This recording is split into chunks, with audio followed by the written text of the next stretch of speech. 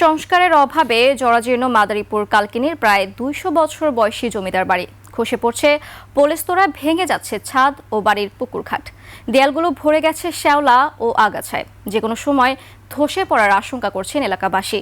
দ্রুত জমিদার বাড়িটি সংস্কারের দাবি তাদের। কালকিনির প্রতিনিধি রকিবুজ্জামানের তথ্যচিত্র ডেস্ক রিপোর্ট। কালার এক্সপার্ট এবং মাইল্ড অন হ্যান্ডস টেকনোলজি সমৃদ্ধ অরিক্স অ্যাডভান্স ডিটারজেন্ট পাউডার আপনার লন্ড্রি এক্সপার্ট।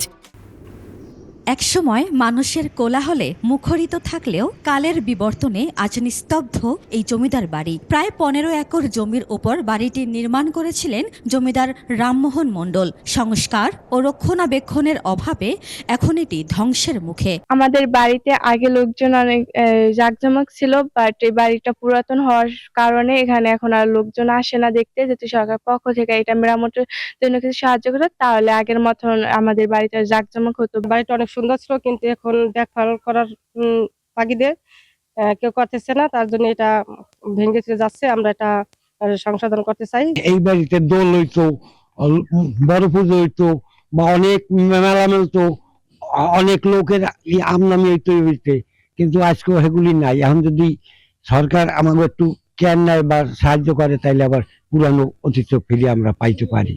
এলাকাবাসী জানান, বাড়িটি জরাজীর্ণ হয়ে পড়ায় নেই তেমন কোনো দর্শনার্থী। যে কোনো সময় ঘটতে পারে বড় কোনো দুর্ঘটনা।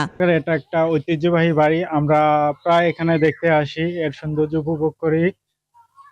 বর্তমানে এখন এটার অবস্থা খুবই খারাপ। দূর দূর থেকে অনেক বাচ্চারা ঘুরতে আসে, এখানে যে কোনো সময় দুর্ঘটনা ঘটতে পারে। ব্রিটিশ জমানা থেকে শুরু করে এমন সুন্দর বাড়িঘর করে থুয়ে গেছে, কিন্তু এখন নিশ্চয় কোনো লোক নাই। এখন দুইটা বিল্ডিং ভেঙে চুরে যাইতেছে। ঐতিহ্যবাহী এই জমিদার বাড়ি কালের গর্ভে হারিয়ে যাওয়ার আগেই কার্যকর ব্যবস্থা নেওয়ার দাবি এলাকাবাসীর। উপমা রায়, ডেস্ক রিপোর্ট, ২১ টেলিভিশন।